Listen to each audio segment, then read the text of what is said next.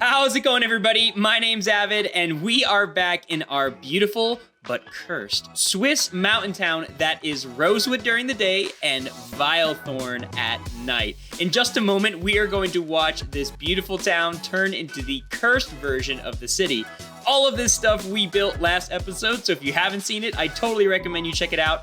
Today, we have a crazy packed episode. This is just the beginning.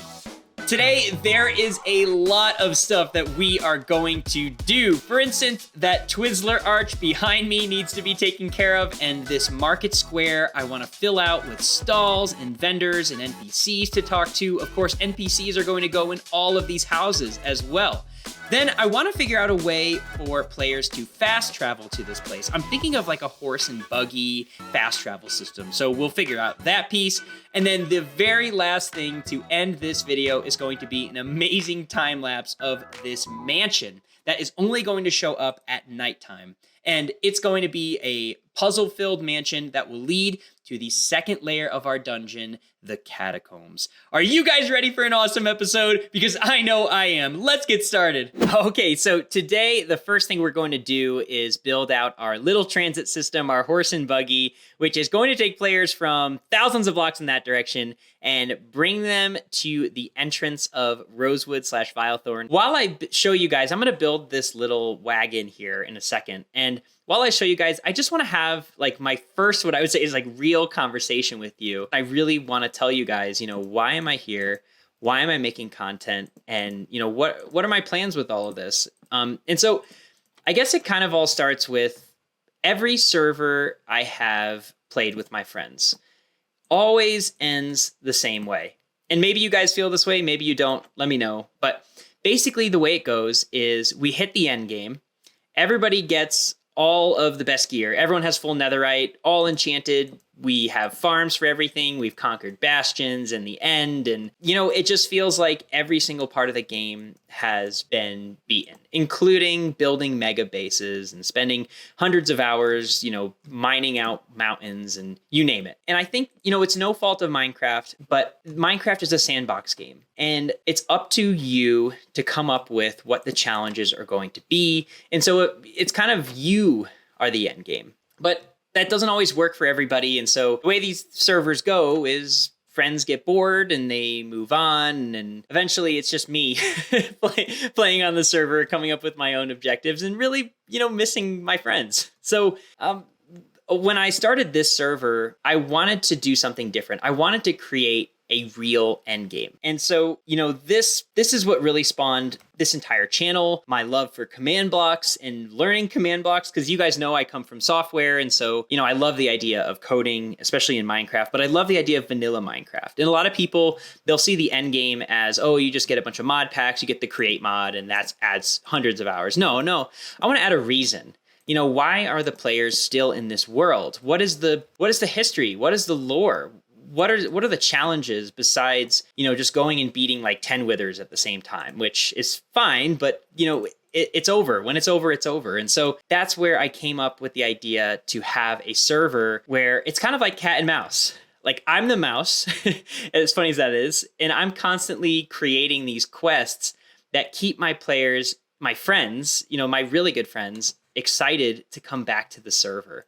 Vilethorn is the 6th quest, believe it or not, that I've built. Well, it will be built eventually. And I realized that I had something really unique here because all of my friends get so excited when a new quest comes out. And so I thought I needed to share that with more people. And so that's where this YouTube channel comes into play is I have something that I think is so different compared to everything else that's out there. I mean, you think about, we have these amazing builders like Grian, or we have these amazing command blockers, and so I think that this series, Avid Adventures, is something that is so different that you just haven't seen yet. And so I really appreciate that you guys are here. I know I'm not the biggest YouTuber, and that's not the plan. The plan is really to just build things that I love and give an end game to this, because eventually maybe you guys want to do this, or you already are, and you just want to get more ideas for creating adventure maps, that's what Avid Adventures is about. Is I'm doing it here. I'm going to do all of the legwork to let you guys know what works and what doesn't work. I just want to, again, thank you guys so much for being a part of this journey. I'm not asking for anything else other than just the fact that I want to thank you for being here. And, we're going to see where this goes, because I have a lot of ideas in my head. Vilethorn is just the beginning. So let's start with the command block action here. Let's talk a little bit first about how the commands and the fast travel is going to work. So there are these towers that are scattered throughout our world. And if you guys haven't seen a video on the evil towers, you totally should check that out, because when players beat those evil towers, they get this special item called a tower fragment. And this tower fragment is the key to traveling to Vilethorn/Rosewood for the very first time. So when players step into the cart, there's going to be a pressure plate here that they step on, and that pressure plate is going to activate this little circuit right here. And it's super simple. As always, we try to keep things easy here. So the very first command block is triggered by the pressure plate that's going to be inside of the carriage. And what this does is, it looks like a long command, but it's really not. It says execute if the entity, any player, the very closest player within a 2-block radius, has that tower fragment in their inventory. And if that's true, then this comparator is going to output, and we're going to do something with that signal. Now, if it's false, and I'll just toss this out and give this another run, then we execute the second command here. And all this does is it says execute if the entity within 3 blocks, because it's 1 block lower, does not have. That's what this little exclamation point indicates here. And so we basically say if the player does not have that item in their inventory, then we say you must have a tower fragment in order to travel. So pretty straightforward, but it's good to give our players that indication so that they understand if they come upon this cart and they don't have a tower fragment on them, then they should at least be informed when they try to get in the cart that they don't have something that they need. And I think I have the transit system completely done now. So I ended up opting out of using the pressure plate because I was having trouble getting the redstone signal down beneath the cart without totally filling in the lower section of the cart. And I didn't like how that looked. So we ended up going with an always active command block. So here we just changed it to always active. And then now it's just going to always be running. And I try to limit the number of these command blocks that we have just because it tends to slow down the world the more repeating command blocks you have. But a couple sprinkled here and there, totally fine. So now what I'm going to do is get this whole thing plugged in underneath this cart, get the other cart done, and then let's take a quick look at the transit system before we start working on the downtown. There is something that I absolutely love about our spawn area. Just the people on this server coming up with all their beautiful shops and bustling and hustling on this awesome little flower forest island. I'm just so happy with this server. It's so fun to always come back here and see what new things people have added. But for now, this is going to be the place where players are able to make their way to Vilethorn, so long as they have a tower fragment in their inventory. So let's just take a quick look at how that travel looks and then get to the downtown. We'll see you later. And we feel a strange weakness brought on by the presence of the old one. I'll start to explain that lore eventually. There's a lot of lore to talk about. Boy, do we have a lot of work to do. So I have a lot of plans for today. I definitely want to finish out this market area. I want to add in a bunch of custom trees, which I have never attempted before, but I think I can do it. And then I also want to get in all of our people. So we need people who are selling items and walking around, and definitely shopkeepers and all different kinds of things to make this city feel alive. So I think what we're gonna do is hop into a time lapse, and I'm gonna start to build out the rest of the city downtown here, and you guys get to just sit back, enjoy. So without further ado, let's do this.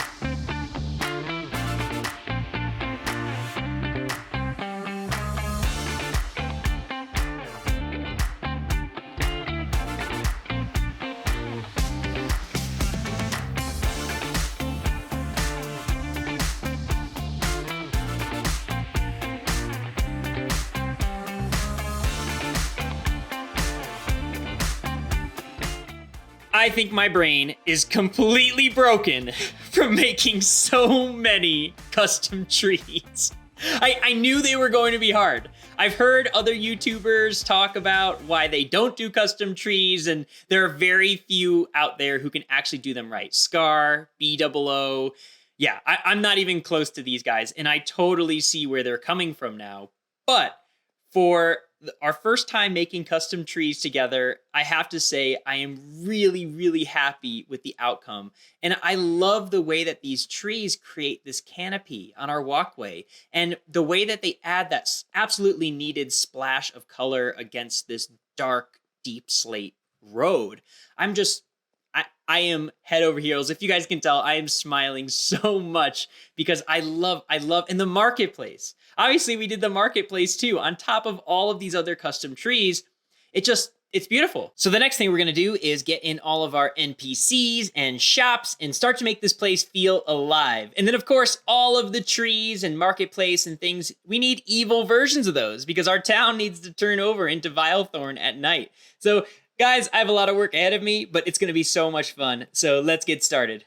And as for the people, we have Reuven, who runs the clothing store, Eloine, who runs the pub, Nim, who sits at the entrance, Farum, who warns the player of imminent danger in the bar, Siler, who sells apples at the marketplace, Aine is at the marketplace selling all of your rabbit and rabbit accessories, Agus sells all your needs for leaves and hose, Alamar has spent a lot of time underground finding amethyst geodes so you don't have to, and Phano sells flowers. You can go to Rorus for all of your coral needs, and Rio has slime. Gourmand sells the best pies in Rosewood, and DeBella sells copper. So we're almost done, I promise. And Lee sells bricks of all different kinds. And of course, we have to have those arrow in my knee type citizens who just kind of wander around and don't have any real identity. Oh,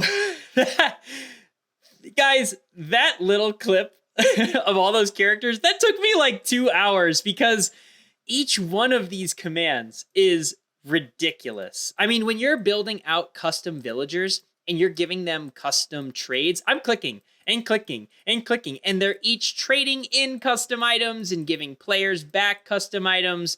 Yeah, it's just going to keep going and going and going. It's a lot of work to make these villagers. So I hope they turn out great. And when I run this command, I hope they all get put in the right spot because that would be a big problem. And with the flick of this lever, we bring Rosewood to life. I mean life. Yes, I totally did not mess that up. Yeah.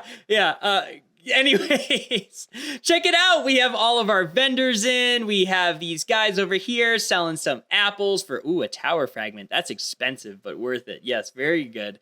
And you'll probably notice that these guys are taking this really gross looking currency called blood clots. As I told you guys before, all of the quests and all of the areas in our world take and have their own specific currencies as part of trade.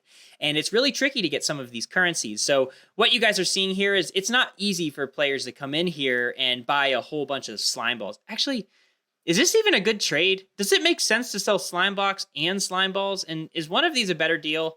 Let me know down in the comments. I feel like I didn't think that one through too much. But when players come here for the first time, they have a couple of blood clots.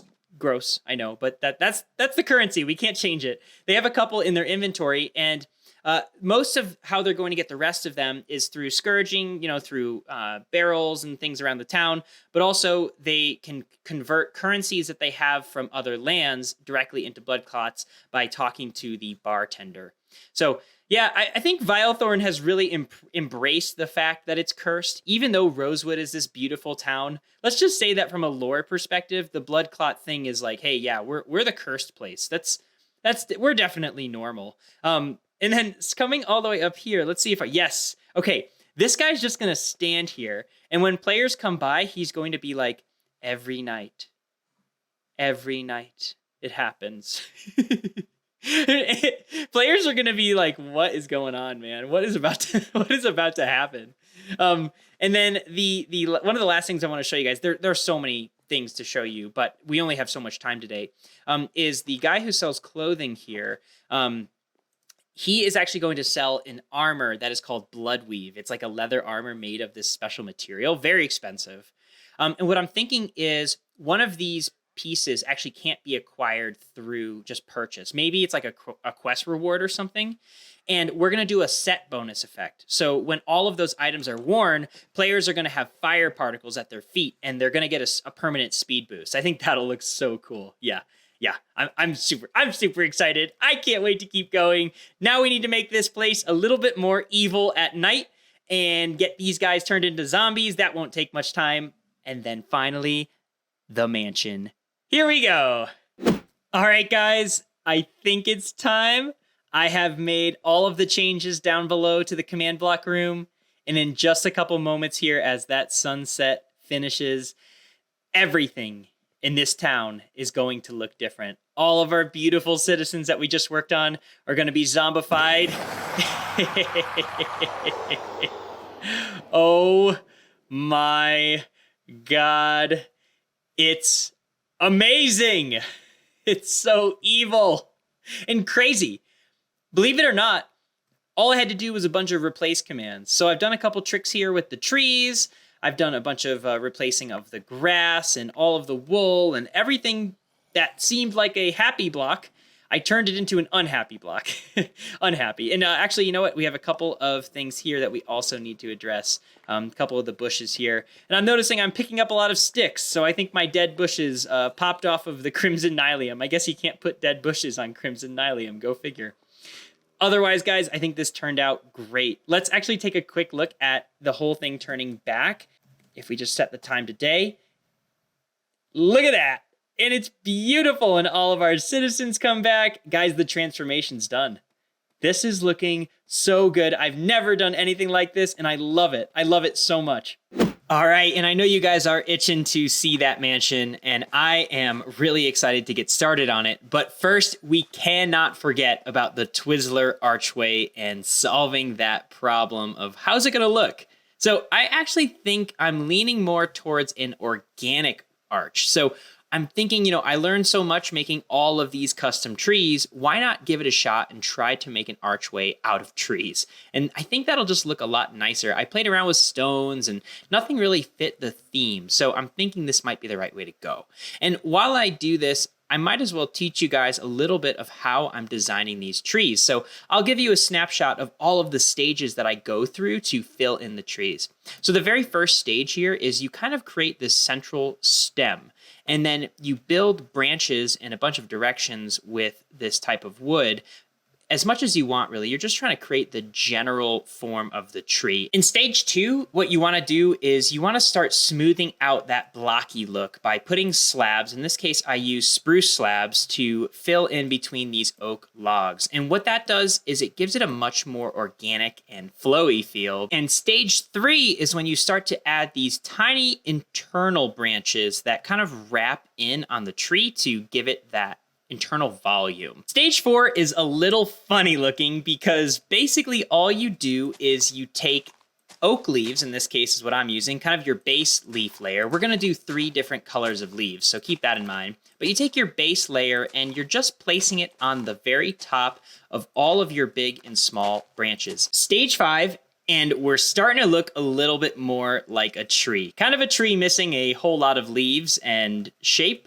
but stage 5 is pretty simple. All you have to do is you're gonna start tracing out the perimeter of your branches. So basically just start to kind of take a look at one of your branches and fill in the bottom and all around it so there aren't any pieces of wood sticking out. Okay, and now that we have the majority of our tree in place, we're now going to fill in the remaining area with a different leaf. In this case, I'm going to use birch leaves. Okay, and for our last stage here, stage 7, I guess, is we're going to add accent pieces. So notice in these trees how there are these nice little tips of acacia leaves. That's exactly what we're going to do here. And so there might be spots that you still want to fill in, or you may just want to go and replace a couple of leaves that you already have put down in order to get these nice little accents in. Stage 8 is to appreciate your design. I think I did an okay job with this arch. Definitely a couple spots I want to round out, but overall, that's exactly what I wanted to go for, is just some kind of natural entryway to the city. And of course, perfectly framing my beloved waterfall. I am so happy for that thing. So, okay, all right. It's time. The city is telling us we need to start working on the mansion. I've been putting it off for way too long. I know, but we had so much to do this episode. So can you really blame me? No. All right, so without further ado, let's get right into the time lapse.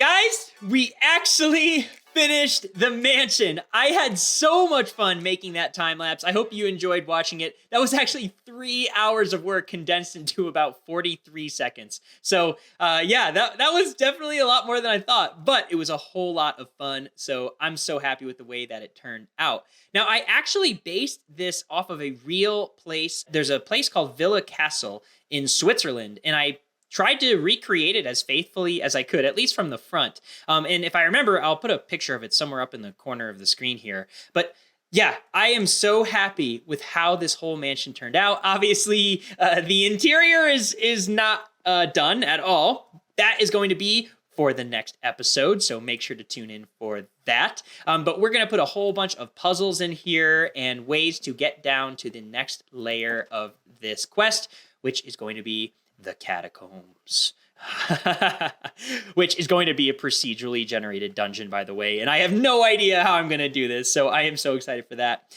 But guys, I really want to thank you so much. It takes a ton of effort to put together these episodes. So if you like this kind of content, I'd really... Wait a second. Oh no. Our waterfall! It's blocked by the mansion. No! Oh my gosh, it's so blocked. Oh, well, that sounds like something we're gonna have to figure out in the next episode. If you like this content, please leave a like down below. And if you want to see more of this content in the future, consider subscribing. And I will see you all next time. Bye-bye.